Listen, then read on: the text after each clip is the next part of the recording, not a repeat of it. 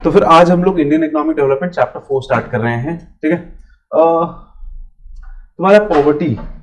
तो फिर पॉवर्टी की जब हम लोग बात करते हैं तो फिर चलो थोड़ा तनु आप बताओ, आप क्योंकि बैठ चुके क्लास में, पॉवर्टी सुनती हो तो क्या समझ आता है? सर मतलब ये इनेबिलिटी होती है एक जो बेसिक रिक्वायरमेंट जो होती है उनको फुलफिल ना करने की, लाइक जैसे कि फूड हो गया और हाउस हो गया, शेल्टर लाइक क्लोथ्स हो गए और सेफ एनवायरनमेंट हो गया, सैनिटेशन, सैनिटेशन ये सब हो गया है, ये सब हो गया।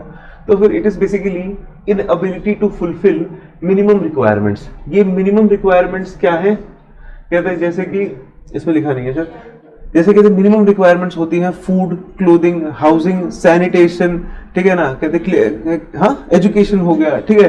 तो फिर कहते हैं ऑल दीज थिंग्स, कहते हैं। और उसके अलावा कहते एक चीज मैंने और बताई थी कि देखो poverty is a result of social exclusion. जब सोशल एक्सक्लूजन होता है कहते, और कहते और सोशल एक्सक्लूजन की वजह से भी पॉवर्टी होती है, ठीक है। ये दोनों कहते इंटर रिलेटेड है। जैसे कि सोशल एक्सक्लूजन, ठीक है ना, से पॉवर्टी होती है और पॉवर्टी से सोशल एक्सक्लूजन हो सकता है। ये दोनों कहते हैं इट वर्क्स बोथ वेज। एक व्यक्ति कहते जो समझ लो वल्नरेबल सेक्शन का है, किसी कहते मार्जिनल ग्रुप का है, ठीक है ना।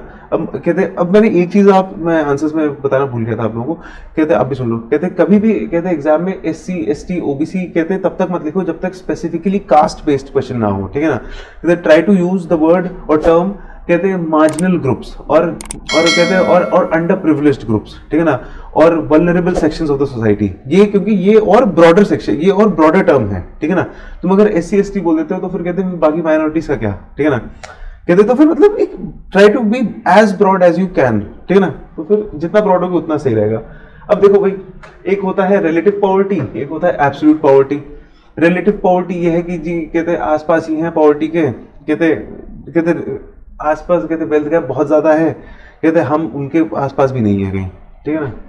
देखो refers to poverty in relation to, relation कहते इसीलिए भाई बोला ना, कहते हैं कि रिलेटिवली स्पीकिंग ऑफ कोर्स, है ना, इसीलिए relative poverty relation to different classes, regions, countries. अब भाई बात यह है कि कहते जैसे देखो इंडिया में हो सकता है कि कोई व्यक्ति कहते गाड़ी से घूम रहा है और कहते उसे कोई गरीब ना बोले, ठीक है ना, लेकिन कहते हैं relatively speaking to any Scandinavian country कहते ही माइट बी एक्सट्रीमली पुअर, ठीक है। स्कैंडिनेवियन कंट्रीज वो बोलेंगे जी क्या ही है तुम्हारे पास, हमारे पास घर में तो सारे होम अप्लायंसेज हैं, कहते 56 इंच का टीवी भी लगा हुआ है, मस्त सारे वाईफाई फ्री मिलता है हमें, तो मतलब सर तो फिर कहते हैं relatively speaking in those terms. या फिर एक रीजन में भी हो सकता है, कंट्रीज छोड़ दो, वैशाली में ही रह रहे हैं कुछ लोग, कहते हैं यहाँ पे आप रामप्रसाद चले जाओ और फिर कहते हैं यहाँ सेक्टर 3 आपने किसी ने देखा हो तो वहां चले जाओ, तो फिर आपको एक स्टार्क कॉन्ट्रास्ट देखने को मिलेगा, ठीक है। वो भी है, वैसे भी जो क्लास का जो डिफरेंशिएशन है वो पॉवर्टी में भी एक्सट्रीम पॉवर्टी आता है, देन पॉवर्टी आता है, then lower middle class, upper middle class, then ऐसी मतलब वो रिलेटिव पॉवर्टी है सारा। हाँ वो तो तुम्हारा रिलेटिव पॉवर्टी के सेंस में जब ऐसे बात किया ना, तो फिर इसमें क्लास का, सॉरी क्या कह रहा हूँ, क्लास का और वेल्थ गैप, इन दोनों चीजों का भी बहुत आ जाता है, ठीक है ना। जब हम लोग बात करते हैं वेल्थ गैप का, अब एनी देखो कहते हैं कोई व्यक्ति जैसे मान लो 20,000 रुपये कमा रहा है महीना, तो फिर कहते तो technically speaking he is not poor, ठीक है, टेक्निकली ऑफ कोर्स, लेकिन if you look at his condition, हो सकता है कि उसके घर में उसके कोई कहते भाई बहन हो, माँ बाप हो, कहते घर चलाना है, सब कुछ करना है, तो फिर पैसा ऐसा कुछ बच नहीं रहा है ना, तो फिर क्या ही है सर। अगेन वो पर कैपिटा इनकम वाले कॉन्सेप्ट आ जाता है, कितने लोगों को सर्व कर रहे हो, कैसे वो रेशियो डिवाइड हो जाएगा। अच्छा, तो फिर कहते हैं अभी थोड़ा समझो, ये बहुत एक जनरल सा टॉपिक है, ठीक है, ये चैप्टर बहुत जनरल है। पॉवर्टी पे हम लोग पॉवर्टी कर रहे हैं, ठीक है, पॉवर्टी पे बहुत बात कर चुके हैं मेरे ख्याल से, आप लोगों को कुछ दिक्कत नहीं होना चाहिए। विपुल कहते हैं आप लाए हो क्या आज कुछ? हाँ सर, अभी रखो इसको, ठीक है। अरे मतलब यार तुम्हारे भले के लिए कहता हूँ मैं, इस बार मांग रहा हूँ, अगली बार मांगूंगा भी नहीं मैं। अभी रखो मैं लेता क्लास कर लेता हूँ मैं, ठीक है। और दूसरा हो गई कि एब्सोल्यूट पॉवर्टी, ठीक है। अब जी कहते बिलो पॉवर्टी लाइन है, खाने के लिए नहीं है, कुछ भी नहीं है, कहते वहां पर तो चलो एक छोटा मोटा एक कमरे का 1 RK में रह रहा था, यहाँ तो कुछ भी नहीं है, झुग्गी झोपड़ी में रहना पड़ रहा है, ना सैनिटेशन है, ना हेल्थ फैसिलिटी है, खाना पीना तो भूल जाओ, एजुकेशन के तो सपने देखे हैं, ठीक है। तो फिर ये एब्सोल्यूट पॉवर्टी हो गया आपका। अब देखो poverty line is a concept जिससे हमें पता चलता है कि कहते हैं कि भाई एक बेसिक क्राइटेरिया हम लोग सेट कर लें कि भाई ये क्राइटेरिया है, इसके नीचे जो होगा हम उसे पुअर मानेंगे, ठीक है। लाइक कहते हैं द बिगेस्ट क्वेश्चन कहते हैं व्हिच गवर्नमेंट्स फेस कि भाई how do we decide who is poor, ठीक है। तो फिर कहते हैं अब कैसे डिसाइड करोगे, कोई व्यक्ति कहते हैं झुग्गी झोपड़ी में रह रहा है तो फिर पुअर है, अब पता चला कुछ और कर रहे हैं, जैसे कहते हैं एबीपी या फिर पुराने न्यूज चैनल काफी टाइम पे, आप तो नहीं दिखाते आजकल, पहले दिखाते थे 2011-12 में कोई देखता हो तो फिर दिखाते थे जो कि एसी लगा है, टीवी लगा हुआ है, ठीक है ना, तो फिर ये सब लगा है, तो फिर कहते हैं अब ठीक है हो सकता है कुछ कर रहा हो इलीगल काम, लेकिन पॉइंट ये है कि हमें क्राइटेरिया चाहिए होता है डिसाइड करने के लिए हुज पुअर। तो फिर एंटर पॉवर्टी लाइन, ठीक है, it is a line which expresses per capita average monthly expenditure by which people can satisfy their minimum needs, ठीक है ना, इस लाइन को उस बेसिस पे बनाया गया, ठीक है। अब पहले इसका कहते हैं सिर्फ ये रखा गया था कि जी कैलोरीज के बेसिस पे कर लेंगे कि भाई हमें खाना कितना चाहिए, लेकिन of course as time moves on हमें कहते हैं ये भी कंसिडरेशन लेना पड़ेगा कि वो खाना सिर्फ कैलोरी बेस्ड ना हो, न्यूट्रिशनल वैल्यू हो। फॉर एग्जाम्पल जब हम लोग बात करते हैं हंगर इंडेक्स की, तो India is not forming so well in the hunger index because not because कहते हैं हमें कहते हैं कि यहाँ पे कोई भूखा सो रहा है, ठीक है, इट इज बिकॉज कहते हैं the food doesn't have nutritional value, ठीक है, बिकॉज कहते हैं अगर आप किसी भी एक कहते हैं हेल्दी इंडिविजुअल से पूछेंगे या फिर किसी जिम वाले से पूछो तो वो बताएगा 40% प्रोटीन, 40% कार्ब, 20% फैट, ठीक है, ये रेशियो होता है। अब वहीं पे कोई व्यक्ति चावल खा के सो जाए तो पेट तो भर गया उसका, लेकिन सिर्फ कार्ब मिला, ठीक है, तो फिर कुछ मिला ही नहीं साथ में, तो अरे फैट भी कहाँ है, चावल में फैट है इतना नहीं, कार्ब बहुत ज्यादा है, तो फिर लेकिन प्रोटीन नहीं है, चावल में कहाँ प्रोटीन यार है, ओ भाई मैंने तो छोड़े हुए हैं। हाँ नहीं सर, एक्चुअली मैंने बॉडी बिल्डिंग करी थी तो मेरे को पूरा पता है इसका ट्रेडिशन, मैंने पूरा यार मेरे को बताना है, मेरे मिलना तुम क्लास का, ठीक है। तो फिर मैं लेकिन पॉइंट समझो कि यहाँ पे कहते हैं एक प्रॉपर न्यूट्रिशनल वैल्यू नहीं हो रहा है यहाँ पे, ठीक है, जो कहते हैं प्रोटीन का जो कंटेंट है वो पूरा फुलफिल नहीं हो पा रहा है, इससे कहते हैं हाँ इकोनॉमिक लाइंस को तो हम डिफाइन कर सकते हैं, एज ए कंट्री देखें तो इकोनॉमिक लाइंस को देख सकते हैं कि हाँ किसकी कितनी इनकम आ रही है, बट किसको कितना न्यूट्रिशन मिल रहा है ये तो बहुत सब्जेक्टिव है, इससे मतलब कैसे डिफाइन करेंगे। नहीं कहते quite on the contrary actually, कहते देखो कहते हम लोग बिल्कुल कर सकते हैं, पीडीएस सिस्टम जो है पब्लिक डिस्ट्रीब्यूशन सिस्टम, तो फिर वो कहते इन्हीं के लिए है, गरीब लोगों के लिए ही है, तो वहाँ पे कहते जो डिस्ट्रीब्यूट होता है तो वहाँ पर तो तुम्हारा चावल व्हीट ये सब डिस्ट्रीब्यूट कर देते हैं, तो फिर कहते हैं उसी को हम क्राइटेरिया लेके चले तो फिर उसमें कितना न्यूट्रिशनल वैल्यू है, समझे। अब किसी की कहते हैं पर्सनल प्रेफरेंस अलग हो सकती है कि कहते हैं कि ठीक है मुझे चावल खाना ज़्यादा अच्छा लगता है या फिर मुझे कहते हैं कार्ब खाना ही पसंद है मेरे को, है ना। अब जैसे कहते हैं ये एक और स्टडी आई थी कोई, उसमें बताया था कि 70% of urban rich are also कहते हैं ये सफरिंग फ्रॉम प्रोटीन डेफिशिएंसी, मतलब कहते सिर्फ ऐसा नहीं, पूरा हमारे यहाँ पे कल्चर ही वही है, कहते तली हुई पूड़ी के साथ उबले वो आलू की सब्जी, ओ भाई कहते वही हार्ट अटैक, ठीक है। तो फिर कहते हैं ये आपका पॉवर्टी है, ठीक है, relative poverty and absolute poverty are the two variants of poverty, ठीक है। अब पॉवर्टी के रीजन अलग हो सकते हैं, उसके लिए कहते हैं हमने बात किया था पॉवर्टी के क्या रीजन हो सकते हैं, सबसे पहला हो सकता है अनएम्प्लॉयमेंट हो सकता है, कहते हैं अनएम्प्लॉयमेंट एंड अनएम्प्लॉयबिलिटी, ठीक है ना। Unemployability is a result of not being skilled, skill नहीं है, अनस्किल्ड लेबर है, तो फिर कहते हैं उसे वो कहते ही बिकम्स अनएम्प्लॉयबल, मैं तेरे को रख तो लूं पर तू करेगा क्या, तू ज्यादा ज्यादा यहाँ पे मेरा कहते हैं वो कोई मीनियल लेबर वाला काम करेगा, ठीक है, कोई टेक्निकल काम में करा नहीं सकता, पर्सनली बात लेना तो मैं नहीं कह रहा, इन जनरल बात कर रहा हूँ, ठीक है। तो फिर कहते हैं या तो एक्सेल कुछ आता हो, कोई टेक्निकल काम करे, अब वो है ही नहीं तो फिर कहाँ से करोगे। और फिर इसी से कहते हैं हम लोग बाद में देखेंगे कि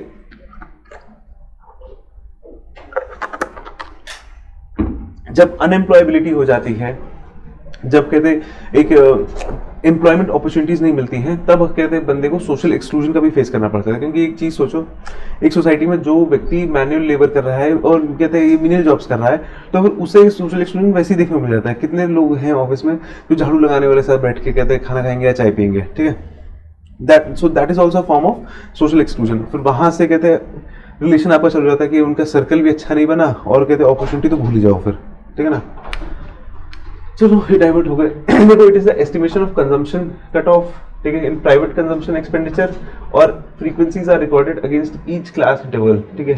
इसे हटाओ अभी, इसकी मत समझो, तो मैं कहते हैं लेकिन इतना समझो मेन कि poverty line is a criteria by which government defines who can be classified as poor, ठीक है। कहते हैं now the need for this is because in formulation of government policies government keeps this data in mind, ठीक है ना। जब भी government कोई पॉलिसी बनाती है सबसे मेन चीज होता है डेटा, और डेटा कहते हैं के लिए उन्हें क्राइटेरिया चाहिए, डेटा है लेकिन क्राइटेरिया नहीं होगा तो सेट कैसे करेंगे कि कहते हैं भाई किसको बेनिफिट देना है, ठीक है।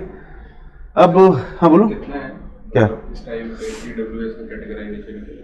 तुम्हारा कहते हैं क्या इकोनॉमिक कोटा वाले के लिए? कोटा वाले को तो बहुत है ना कि तुम्हारे पास कहते हैं जमीन नहीं होना चाहिए तुम्हारे पास, कहते हैं मतलब ऐसे इकोनॉमिक लाइंस पे Economic lines कितना? एक- इनकम का होता है जहाँ- मेरे ख्याल से रोज का कितना है तुम्हारा, $1.5-2 कर दिया है फिलहाल, शायद इतना ही है। $1 $1.5 था पहले 1 था, अब शायद 1.5 कितना कर दिया है? एक्चुअली मुझे इसलिए याद है क्योंकि अभी इसमें बीच में कॉन्ट्रडिक्शन ये आया था हम्म। कि जो ओबीसी के लिए जो क्रीमी लेयर का categorization that is 8 lakh rupees, अरे और उससे जो है पॉवर्टी लाइन। अरे वो वाला पॉवर्टी नहीं यार, हम तो यहाँ पे बिल्कुल एब्सोल्यूट वाली पॉवर्टी खाते हैं, वो तो फिर तुम कोटा ले सकते, क्रीमी लोगों तो फिर बट सर हाँ, अगेन हाँ। इसमें ये चीज है कि गवर्नमेंट आइडेंटिफाई करती है कि पॉवर्टी इंडिया के अंदर है मैं- और एक्यूट पॉवर्टी भी है, बट अगेन कैटेगराइजेशन सिर्फ ईडब्ल्यूएस ही है। मैं समझ रहा हूँ देखो वो ठीक है, लेकिन कहते हैं वो ना कि फिर ज्यादा हम लोग उसमें घुस गए, कहते हैं कि कहते हैं तुम्हारे कोटा वाले सेक्शन में घुस गए हम लोग, कहते हैं ईडब्ल्यूएस, फिर वहां पे क्योंकि उसकी बहुत सारी डिटेल की तुम्हारे पे जमीन का भी क्राइटेरिया है कि भाई इतनी जमीन होनी चाहिए। इनकम का जैसे जैसे आई नो समबडी, कहते हैं वो उसने कहते हैं वो बता रहे हैं कि भाई घर में आके देखा भी था कि फ्रिज है, टीवी है, ये है ये सब नहीं, ये सब देखते हैं घर में आके कि है, मटके में पी रहे हो ना पानी, तो फिर मतलब कहते हैं ठीक है कोई बात नहीं, वो सब चलता है। इस चैप्टर में कुछ ज्यादा तुम्हें देखने की मतलब जरूरत है नहीं, पॉवर्टी पे और तुम चाहोगे और पॉवर्टी पे बात की जाए, क्योंकि कहते 9th में बहुत बात कर ली थी इस पे, मैं खुद भी थक गया। करें थोड़ा, हाँ बिल्कुल बताएंगे यार, क्या दिक्कत है जी। क्रॉनिक पुअर, ठीक है, those who are always poor, ठीक है, transient poor, who are moving in and out of poverty, ये वही लोग हैं जिन्हें सीजनल एम्प्लॉयमेंट मिलती है, ठीक है ना, जिन्हें कहते हैं फिक्स्ड एम्प्लॉयमेंट नहीं है, जिनके कहते हैं कोई गारंटीड सोर्स ऑफ इनकम नहीं है, आज काम मिला परसों नहीं मिला, कहते हैं तरसों बैठ गए, तरसों उसके नर्सों दोबारा मिल गया शायद, ठीक है।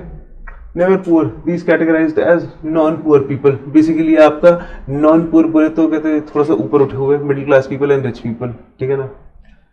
ये लिखने की भी क्या जरूरत है यहाँ पे, कोई बात नहीं।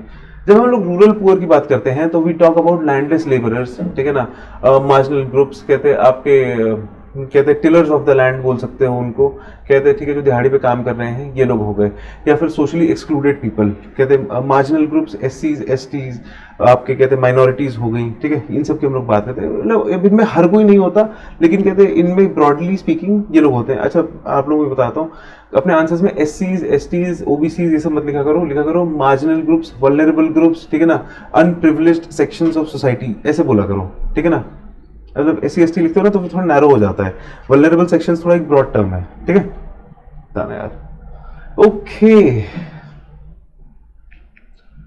अर्बन पुअर की बात थोड़ा कर लेते हैं। अर्बन पुअर यहाँ पे वैशाली में जो भी रहता हो या फिर इंदिरापुरम में रहता हो, सेक्टर 3 यहाँ पे किसी ने अगर देखा हो तो वहां पे आपको एग्जांपल मिल जाएगा अर्बन पुअर का, ठीक है, वहां पे एग्जांपल मिल जाएगा आपको अर्बन पुअर का, ठीक है। तो अर्बन पुअर की जब हम लोग बात करते हैं, ये वही लोग हैं जो कहते हैं लेट्स से कहते हैं 20-25 हज़ार रुपए कमा रहे हैं, ठीक है, कहते हैं लेकिन कहते हैं अब उसे वो अपने ह्यूमन डेवलपमेंट पे नहीं खर्च कर पा रहे हैं, उससे कोई ग्रोथ नहीं मिल पा रही है उनको, ठीक है ना। ये लोग उस पैसे को कहते हैं लेट्स से अपने घर पे उनके भाई बहन हैं, माता पिता हैं, उनके कहते हैं मेंटेनेंस पे खर्च करते हैं, रेंट देते हैं, और फिर क्या ही बचा और क्या ही खर्चा किया, और कोई ग्रोथ तो भूल ही जाओ वहाँ पे, ठीक है। They are stuck in a job.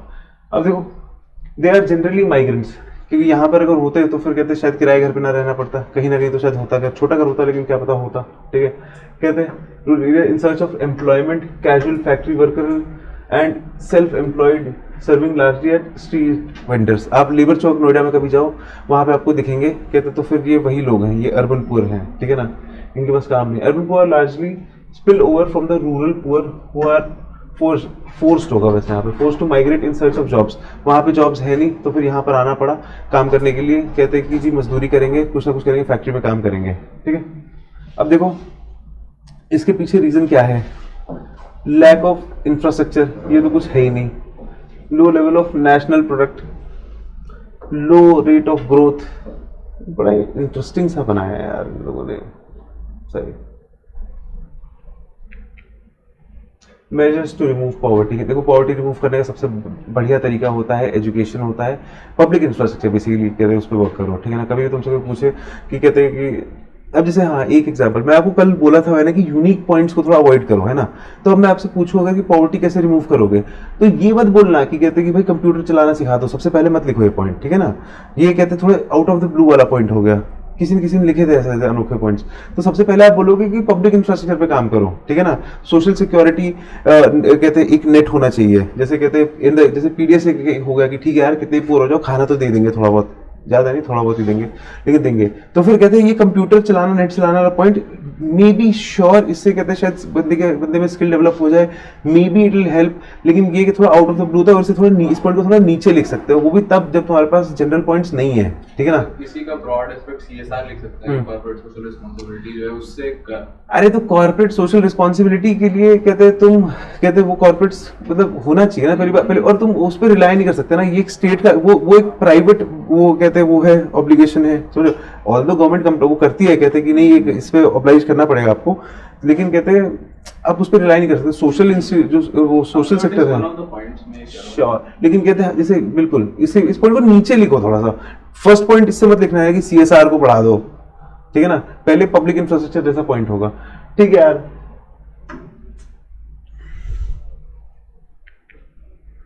यार देखो ठीक है, प्लेस एंड पेस दोनों, मुझे नहीं पता ये कहते हैं स्पेलिंग गलत लिखी है फिर क्या है, लेकिन कहते हैं प्लेस और पेस इकोनॉमिक ग्रोथ दोनों कहते होना चाहिए, इन द सेंस कि देखो कहते हैं after 1981 economic growth has been concentrated in some parts of the country. For example कहते हैं mainly कहते हैं broadly speaking in urban areas, और urban areas में भी कुछ urban areas जैसे दिल्ली हो गया, गुड़गांव हो गया, आपका दिल्ली एनसीआर तो ये तो एक रीजन हो गया, बैंगलोर चले जाओ, मुंबई चले जाओ, तो यहाँ पे आपको ज्यादा फोकस दिखेगा, ठीक है ना। कहते हैं और दूसरा पेस, कहते हैं आपको याद है क्वेश्चन पूछा था कि कहते हैं कि why do you think there is an inverse relation between poverty and economic development and poverty, vice versa भी कर सकते हो, ठीक है ना। एक ऊपर जाएगा तो दूसरा नीचे आएगा, ठीक है। तो फिर किसी देश में अगर इकोनॉमी बढ़ रही है तो फिर अगर इकोनॉमिक ग्रोथ हो रही है तो ऑफकोर्स पॉवर्टी नीचे जाएगी, ठीक है ना। ये कहते हैं बहुत जनरल चीज है, नॉट नेसेसरली। अब हो सकता है कहते हैं there is also concept of jobless growth. तो जॉबलेस ग्रोथ के बारे में कोई कुछ बोलना चाहेगा, किसी को कुछ सुनने में क्या लग रहा है, कोई कुछ नहीं, ठीक है ठीक है। तो मैं बताता हूँ, jobless growth is a phenomena जहाँ पे देश की जीडीपी, नेशनल इनकम ये सब तो बढ़ रही है, ठीक है ना, इकोनॉमिक ग्रोथ हम लोग देख रहे हैं, विटनेस कर रहे हैं, लेकिन कहते हैं it is not creating employment. तो फिर कहते हैं ये हम लोग देखने को मिल सकता है कि जैसे लेट्स से हमारे यहाँ पे सर्विस सेक्टर मान लो कहते बढ़ रहा है, ठीक है बढ़ रहा है, लेकिन is it creating as many jobs कहते हैं प्रोपोर्शनली उसके साथ जितना ग्रोथ के साथ, कहते तो फिर कहते that could be a good example of this. जैसे इंडस्ट्रीज जब बढ़ती हैं, जैसे इंडस्ट्री में अगर 5% का कहते हैं अगर जंप आता है तो फिर साइड बाई साइड तुम्हें देखने को मिलेगा कहते हैं कि एम्प्लॉयमेंट में कहते जंप हुआ है, क्योंकि because industries are one of the major you know places में एम्प्लॉयमेंट इज जनरेटेड, ठीक है। प्राइमरी सेक्टर इज कहते हैं समथिंग, लेकिन कहते हैं हमें उस पर इतना फोकस नहीं, क्योंकि ऑलरेडी बहुत डिपेंडेंट है, ठीक है। प्राइमरी सेक्टर में कुछ कहते हैं चीजें जैसे फूड प्रोसेसिंग इंडस्ट्री हो गया आपका, कहते हैं वो हो सकता है बहुत अच्छा, या फिर आपके कहते हैं पोल्ट्री और ये सब चीजें। लेकिन कहते हैं टर्शरी सेक्टर में मान लो कहते हैं किसी ने कोई सॉफ्टवेयर बना दिया बड़ा अच्छा, जिससे कहते हैं बहुत एफिशिएंसी बढ़ गई, कहते हैं या ऑटोमेशन हो गया, तो इससे जॉब्स क्रिएट नहीं होगा, हो सकता है जीडीपी बढ़ जाए लेकिन जॉब्स क्रिएट नहीं, तो इसे हम इस फिनोमेना को कहते हैं जॉबलेस ग्रोथ, ठीक है ना। तो फिर इंडिया जैसी कंट्री को अभी जॉबलेस ग्रोथ पे ना ध्यान नहीं देना चाहिए। ये जॉबलेस ग्रोथ कहते हैं वो कंट्रीज जिनकी बहुत ही लो लेवल ऑफ पॉपुलेशन है, ठीक है। सुन लो, जॉबलेस ग्रोथ वो कंट्री एक पल के लिए प्रेफर कर सकते हैं कि जी हमारे यहाँ कहते हैं सबके एक मिनिमम स्टैंडर्ड सेट है, हाई लेवल ऑफ एजुकेशन है, पब्लिक इंफ्रास्ट्रक्चर काफी डेवलप्ड है, तो फिर हम लोग दे सकते हैं कि ठीक है जॉब्स नहीं भी हैं तो कहते हैं सोशल सिक्योरिटी नेट इतना स्ट्रांग है कि चलेगा, लेकिन no country wants jobless growth, ठीक है। ग्रोथ तो सबको पसंद है, अब कहते हैं भले जॉबलेस हो चाहे विद जॉब हो, लेकिन कहते हैं वो कंट्री एक पल के लिए फिर भी चल सकती है, इंडिया ऐसी कंट्री नहीं चल सकती। इसका कहते हैं क्या होगा, जॉबलेस ग्रोथ का सबसे बड़ा इनवर्स इंपैक्ट क्या होगा, कोई तो बोलो यार। एक मुझे लगता है मतलब जॉबलेस ग्रोथ इतना बड़ा प्रॉब्लम नहीं है, अरे एक्चुअली रीजन बीइंग कि इतना बड़ा नहीं है, लेकिन बात कर रहे हैं ना, रीजन बीइंग कि जो टीएफआर है अभी पिछले कुछ टाइम से जो डिक्लाइन करने लग गया है। मुझे इतना बताओ जॉबलेस ग्रोथ का सबसे बड़ा वो इंपैक्ट क्या होगा, वेल्थ गैप में कहते हैं और इंक्रीज हो जाएगा, ठीक है ना। वेल्थ से सबसे पहला कहते हैं इसका होगा वेल्थ पे गैप, वेल्थ गैप जो है वो और बढ़ जाएगा। क्यों? क्योंकि कहते हैं ग्रोथ तो हो रही है, कहते हैं कंपनीज का कहते हैं शेयर बढ़ रहा है, प्राइस बढ़ रहा है, उनका एक्सपेंशन हो रहा है, लेकिन कहते हैं एम्प्लॉयमेंट नहीं मिल रही है साथ में इतनी, ठीक है ना। तो फिर कहते हैं जो कमा रहे थे रिच गेट्स इवन रिचर, तो फिर government doesn't like that, in fact no government likes it. लेकिन ठीक है किसी कंट्री को मिल जाए, ग्रोथ ही मिल जाए, क्या दिक्कत है। कॉम्बैटिंग इनइक्वालिटी ऑफ इनकम, वही आपका through fiscal and legislative measure. जब हम फिस्कल की बात करते हैं तो फिर टैक्स बढ़ा दो और बेसिकली, ठीक है ना, ये कहते हैं tax the rich even more. Corporate tax हो गया आपका, डायरेक्ट इनडायरेक्ट टैक्सेस हो गए, पर्सनल टैक्स हो गए, इनकम टैक्स हो गए, ठीक है, ये सब चीजें। Combating poverty through population control, family planning is one way through which perhaps poverty can be controlled, ठीक है, क्योंकि कहते हैं पॉवर्टी का एक one of the major reason, आप लोगों ने आंसर्स में भी अपने लिखा था, कि कहते हैं पॉपुलेशन है, ठीक है। अब क्योंकि कहते हैं फैमिली प्लानिंग की नहीं तो फिर अब उनसे कहते दो हाथ हैं तो एक मुंह भी तो है, उसे भी कहते हैं भरना है, ठीक है ना। तो फिर कहते हैं पुअर लोगों का एक माइंडसेट होता है कि if we have more members in the society perhaps they will be more productive, कहते they will work more, but they forget that they have to invest in that also, है ना, they have to feed them. Other measures enhancing quality of life of the poor, ये आपके यहाँ पे आप लिख सकते हो कि ठीक है इंटरनेट चलाना सिखा दो उन्हें, कहते हैं कोई स्किल सिखा दो, ठीक है, मतलब ये आउट ऑफ द ब्लू वाले आप चाहो तो लिख सकते हो यहाँ पे।